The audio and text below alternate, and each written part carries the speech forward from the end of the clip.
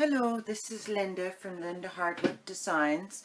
I'm here to show you how to assemble the fleur-de-lis wall clock. And it comes with 4 pieces of chipboard, your piece A, piece B, C, and D. It will also come with a clock movement kit, and it will come with chipboard numbers. Now it'll either be Roman numeral or the plain regular numbers for the clock face. It will also come with a embellishment, a metal embellishment, and not necessarily the one that's on the front cover, but you know, it'll depend on if I can get them in stock or not. But it'll be probably one of these.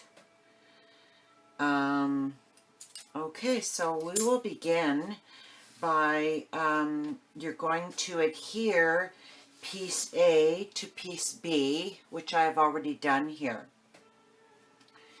So you would, it just makes for a much stronger clock, and you know, a much sturdier clock. It's very hard once it's together. And then, so you're going to apply your 3-in-1 glue. I'll just get some here to show you. It's made by Beacon, and it's 3-in-1. It's a very strong glue, and it's great for chipboard. So what I've done is I've actually put the glue all the way around, about a ½ an inch from the edge, and all through the whole surface, and in between all these flourishes here. Okay, all through here, here, here, here, here, all the way through, and edges all over. And then I adhere it, the A to B. And I've done that just for the sake of the video. I've also inked the edges the same color of my paper. And what you will do is you will, you can do this before or after you've attached this, but I've taken, I've traced and cut around this whole piece and in the little flourishes here. So one for the a sheet of cardstock for the front and the back. So what I'm using here is Graphic 45, A Lady's Diary. So what I'm going to do, I will begin by adhering this piece onto piece. This is now considered piece AB in the instructions. And then I'm going to adhere this piece to piece AB on the top. And what I use when I'm applying paper, I use zip dry glue, the best. And I just go around fairly close to the edge, but you don't want too much seepage either, right? But this zip dry glue just rolls off of the paper, so it's very good. But you don't want any edges peeling up, right? So, and it does dry pretty fast, this glue, so you have to work fairly fast. The 3-in-1 dries much slower, so you could use either one.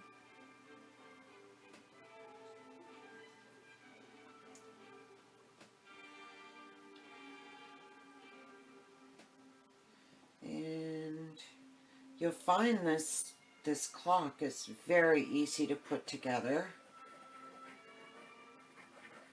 You don't want to go too close to the circle or the hole where the movement will be going through, because you don't want to gum up the movement, right? Now, like I said, you have to work pretty fast with this. I can already see some of the glue drying. Okay, so you line it up, line the edges up.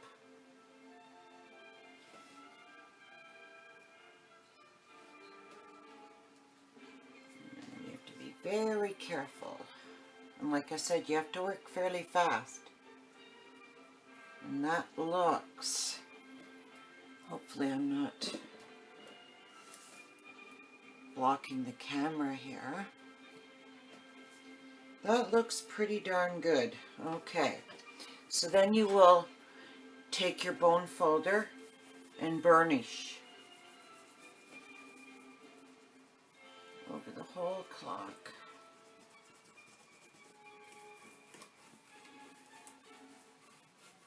It's best just, you know, going out towards the edges because that will spread the glue.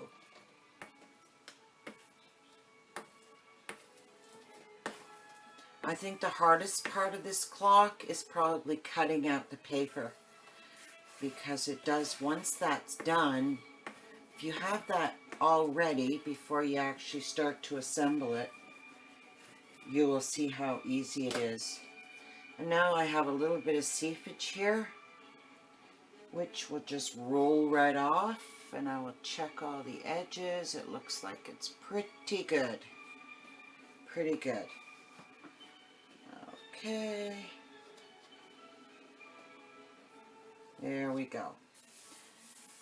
Now you just make sure that's on there, and then you flip AB over and apply a backing. I use a good cardstock. It's better to use really good cardstock because you're going to have this clock around for a long time. So you want to use a good acid-free cardstock, not a paper. Like a, you know, when I say a good cardstock, I mean like Graphic 45 or Bo Bunny or, boy, there's Tim Holtz. Pretty much all of them are, you know, the popular companies are very good quality. And acid-free. And this chipboard is acid-free, so it will last for years. Okay, here we go. I think I might be running out of ink, out of glue here.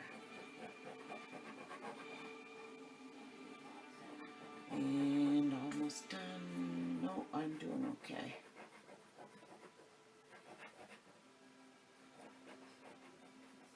I don't skimp on glue. That's one thing. Because you want it to last. You want it to stay on, adhere good, you know? Adhere well. And then we're going to line up the edges like we did in the front. Just going to check this. Have it up a bit. Looks good. Move it a bit more. Just have to make sure your edges are lined up. You see, when you move at the top, it moves at the bottom. So that does look pretty good. Sorry, but it's hard for me to see when it's flat. So I think that is pretty good. And then we will burnish.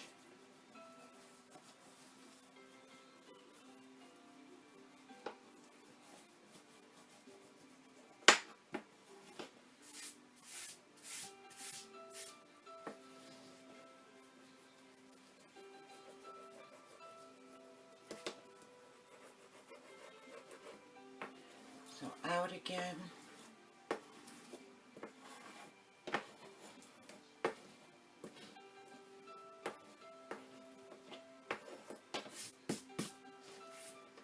Just check the edges again. Looks pretty good. Got a string of glue there.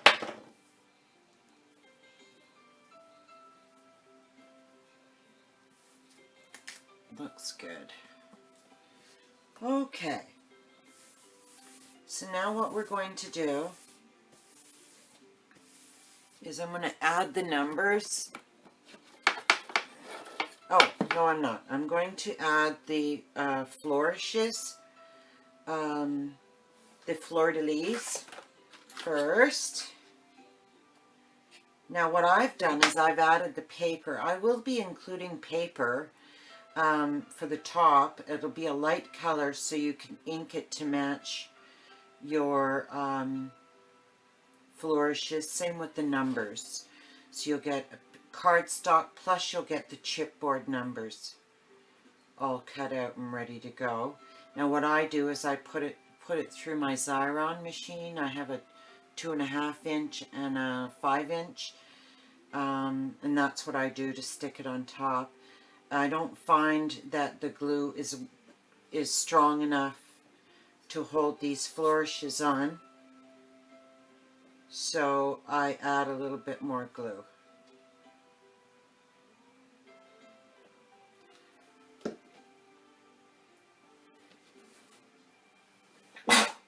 Excuse me. Okay, so we just want to line this up so there's a nice edge all around.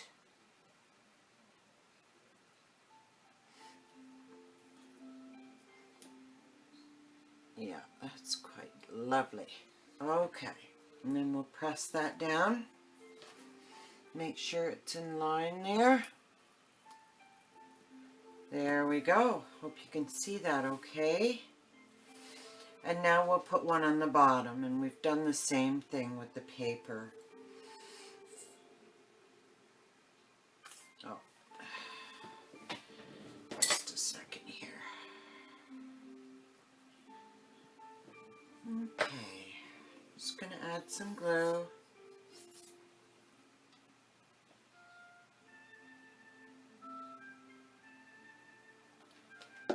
Alright, I just want to get some of this. My glue's getting... When you leave the lid off, your zip dry, you'll see it dries pretty fast and gets gummy. So, and then I just put that on the bottom. Straighten it out there so it's nice and straight, and press down.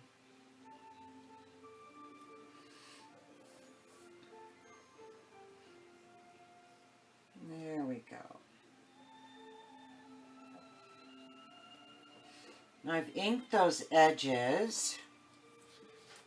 I should have told you to ink the edges. You know, it's not a big thing, but if you'd like to, you please feel free to do so. And so that's on there good. Okay, I'm just going to roll some of the glue off.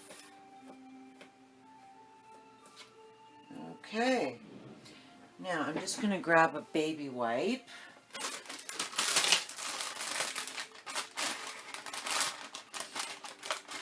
And I'm just going to wipe up my tools here.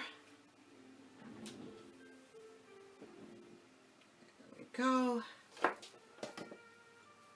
And my fingers. Okay, there we go.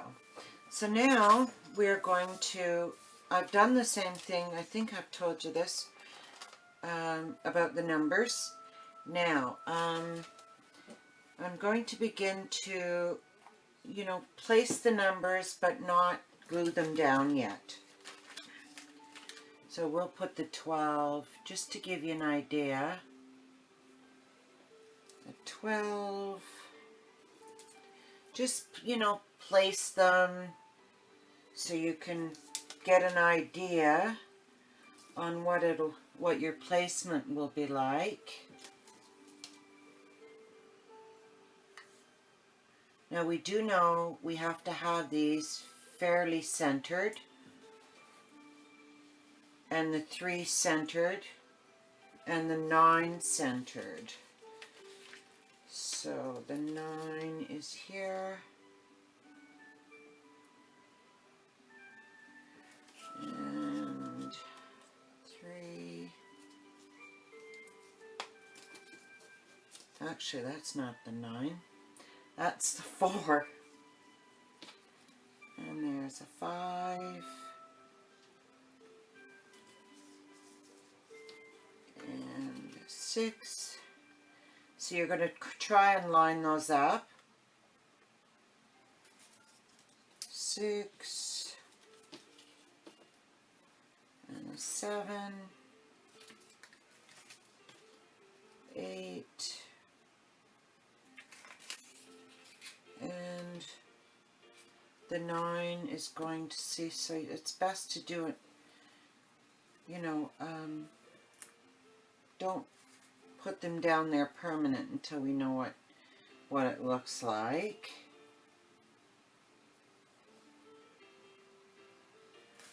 Okay.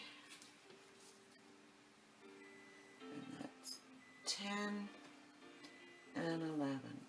Looks like I'm going to have to come back because I'm running out of time.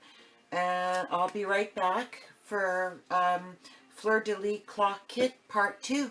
Watch for it. Thank you. Thanks for joining me. Bye-bye.